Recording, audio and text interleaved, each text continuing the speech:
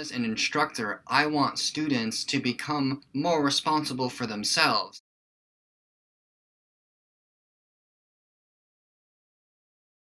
Greetings, Southeastern Teaching of Psychology virtual conference. My name is Patrick Whitehead, and I am joined by Michal West, and we're going to tell you about a program evaluation that I conducted in one of my classes and how that went. Disclaimer, it didn't go fantastically well, but I learned a lot, and I'm hoping that with this presentation, you'll learn some things about what to do in your class should you be interested.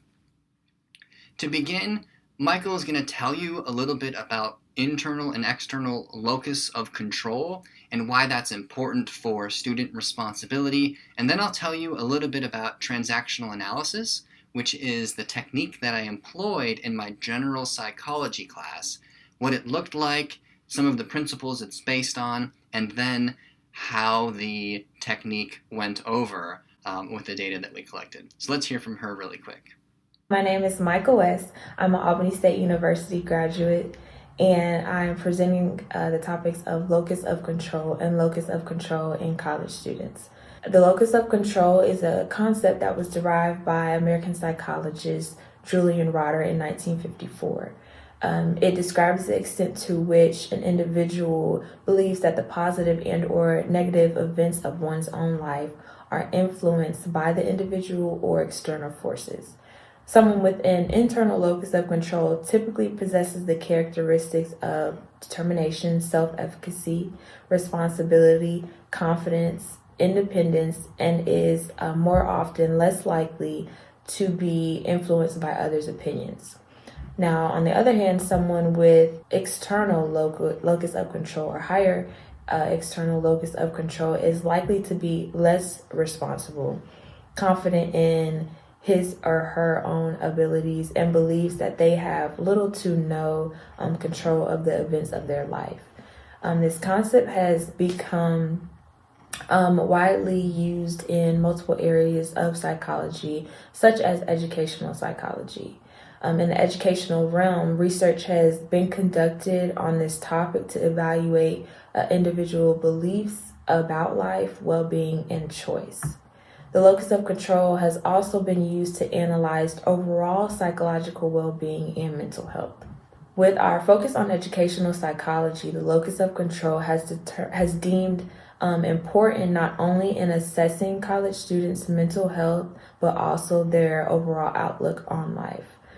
The locus of control refers to powerful others, chance control, and individual control. With a higher LOC, an individual tends to view themselves as the one in control of their own lives. This results in better mental health because the individual is able to view life more positively and acknowledges that they are capable of causing change. Well-being refers to the purpose in life, self-acceptance, and personal growth. Although locus of control includes both the internal and external aspect, the relationship between the locus of control and well-being has only shown to be significantly related in terms of the internal locus of control. Research shows that an individual with a higher internal locus of control is actively influencing and being influenced by the environment, and both of these aspects together lead to a more positive self. Thank you, Michal. That was fantastic. Now I want to tell you a little bit about transactional analysis, and I'm going to look specifically at structural analysis.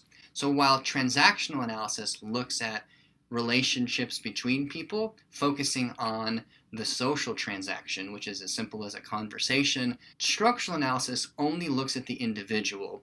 So let me look with you at the structure of the personality from the perspective of transactional analysis.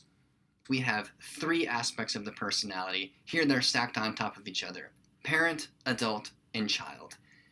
The parent can be identified as the person in authority. It might be a mom or a dad, but it's not necessarily mom or dad. Boys and girls can behave like parents too, provided they have the posture and the authority and the loud voice and the assertiveness and the I'm right, you're wrong attitude these are indicative of the parent. There are two types of parents. They can be divided into nurturing parents, someone who sees that you're in need, I'm going to help you, or the critical parent who sees, I'm right, you're wrong, and let me tell you why you're wrong, always trying to find faults in others. So there's two aspects of the parent. Moving down to the adult is kind of like the balanced, level-headed scientist who's only making observations and trying to draw conclusions based on those observations. No values are smuggled in, no fingers are being wagged at anybody else. It's simply trying to see what works and making that happen. Finally, we have the child, and the child is the one governed by emotions. And so they can be positive emotions such as happiness, enthusiasm, excitement, or negative emotions, depression, sadness, fear, worry, anxiety, and so forth. And it's almost as if they're controlled by these emotions and they can't help it. Whereas the adult would say, okay, I'm angry. When I'm angry, it's best to take deep breaths and settle down because I can't think straight. The child would just say, I'm angry, I can't help it, so I'm going to lash out. The child also is responsible for things like creativity, spontaneity, curiosity. These are things that educators really try to cultivate in their students, so the child isn't necessarily bad. What's to be avoided is the adapted child, which is the child who's always looking over their shoulder, wondering if mom and dad are watching, ready to punish them or tell them that what they're doing is wrong. So they're always nervous that they have to be doing everything the right way, lest they get into some sort of trouble. So there's the adapted child, which is not something we want to cultivate, and the natural child, which is something we want to cultivate in the classroom. Now, what does this have to do with teaching and learning? Well, more specifically, with the internal and external locus of control, students who are occupying the adult aspect of the structure of the personality tend to have a strong connection with inner locus of control. They take responsibility for their observations and their conclusions. They take responsibility for what happens to them. They're always thinking in terms of, how can I better understand this, rather than, you haven't done a sufficient job teaching this to me. So they're taking ownership of their education. The other aspect that has to do with locus of control is the adapted child, which is negatively related to inner locus of control and positively related to external locus of control. So the adapted child is looking for others to tell them what to do. They're following routines that have been given to them, whether or not they've really thought about them. So you can see these two, the adult and the adapted child, as almost diametric opposites of each other in terms of how they might go about problem solving. All right, so how do we do this? Well, the very first week of class, after I went through the introduction to the semester, I had students report what their goals for the course, for college, and for the next 5 or 10 years were, and then submit those to me. It was as an activity that they got some points for. And then for the next 3 weeks, including that first week, I gave short 10 to 15-minute lectures covering some of the fundamental aspects of transactional analysis. We did structural analysis, transactional analysis, and then a review session. During each of those activities, or following each of those lectures, students spent between 20 and 40 minutes coming up with examples that applied the principles that I described to their own lives, sharing those, and we would discuss them. At the fourth week, we looked at the responses students gave that first week and then interpreted them in terms of the structural analysis that I just described. Students identified aspects of goals that were tied to adapted child, natural or free child, adult, and then critical or nurturing parent. And then they wrote again what their goals were. And the goal was to see whether or not any sort of perspectival change had occurred with respect to the ego state that the student was writing with. Once the second set of responses had been collected, I de-identified those, distributed them to Michal and myself, and then I came up with a scoring rubric that we could use to grade which sort of responses represented the adapted child, which again was negatively correlated to internal locus of control, and then adult, which was positively correlated to internal locus of control, which is the goal when you're trying to teach self-responsibility or cultivate self-responsibility. Here are a couple of examples of what responses would look like in the adapted child response and the adult response, and then some of the fall-through ones. Ideally, to score a response as adapted child, which we assigned -1. So the student is not making a choice for themselves. The choice is out of their hands. They're responding to what someone else, some authority figure, is making them do. So were they to say, I don't know, mom's making me do it. Notice as I said that, there's like the quality, the tone of my voice changed, and it was very dejected. And so all of that would be part of the adapted child response. The I don't know. Isn't that what you do? So that would be adapted child response. An adult response would be one that's well-reasoned. Ideally, a student might say something like, I tried to open my own fashion business, but I really was confused at marketing strategies. I was confused by accounting issues, and so I've decided a business degree would really help facilitate that business goal that I have. And so that would be a really adult kind of goal because it's based on personal experience, personal evaluation, analysis, judgment, and so on, all being traced back to the student themselves. Now, in practice, we didn't get many of those hyper-specific responses. Here's what those results looked like. We have the pre-test here on the left side along the x-axis and the post-test, so pre-test to post-test. On the y-axis, we have the percentage of students who landed in the categories represented. So let's start first with adapted child type responses. You'll notice in the pre-test, not very many students had what we scored as adapted child responses. But then in the post-test, it's gone up measurably. In fact, the difference there is almost it doubling in size, going from around 20% to just under 40%.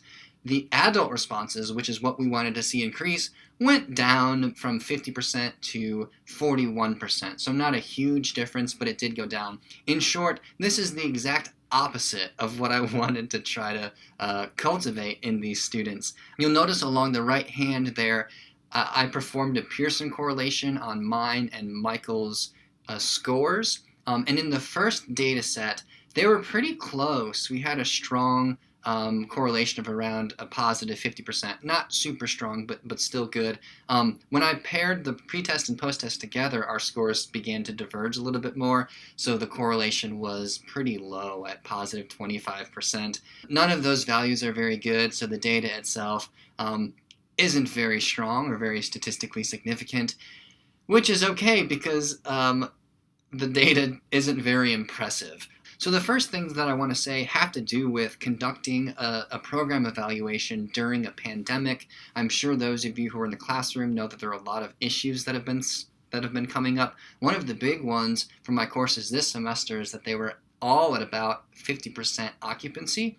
Usually in the class that I did this in, I have 70 students, and now I had around 30, and their attendance was less than reliable. On top of that, I'm only seeing them about 35% of the time that I ordinarily would have been because of social distancing requirements. Another unavoidable problem has been studied before, and that's even when courses are designed around trying to dispel common myths in psychology, students 15 weeks later still submit to the same beliefs they began the semester with. I also realized as I was scoring these responses, and I haven't heard from Michal, but I imagine she thinks the same thing, the target question wasn't very good. It's a question that students are almost coached to answer by being persuaded and pressured into making choices about the rest of their life while they're still in middle school or high school. And so I got a lot of the exact same response, even though students weren't sharing their answers with each other. They weren't discussing them openly. These were all privately written, and so like written in silence. And there can't be a whole lot of critical reflection going on. It's also difficult to judge how serious those answers are when I'm not seeing students report that. I think a better target question might sound something like reporting on a common experience where they have to make a judgment, and so is that judgment based on emotion? Is it based on authority, theirs or someone else's? Or is it, or rather, dogmatic authority? Or is it a judgment that they've arrived at themselves through investigation? What works, what doesn't work? I would also be interested in collecting video or audio data. So not just looking at the words themselves, but how the words are said. A humanistic therapist, a Gestalt therapist, Fritz Perls, was famous for reading body language and ignoring what people were actually saying. And it's the same, he spent a lot of time with the transactional analysts as well, and they're all along the same kinds of lines. Don't always listen to what's being said, listen to how it's being said. And Eric Berne, the, for lack of a better word, founder of transactional analysis, advocated that as well, and he has chapters devoted to reading body language, posture, tone of voice, and there's also books that have been written about the neurosis of sound, or the neurosis of language, which is really interesting. So those are some thoughts moving forward. We have a handful of references that we based this study on.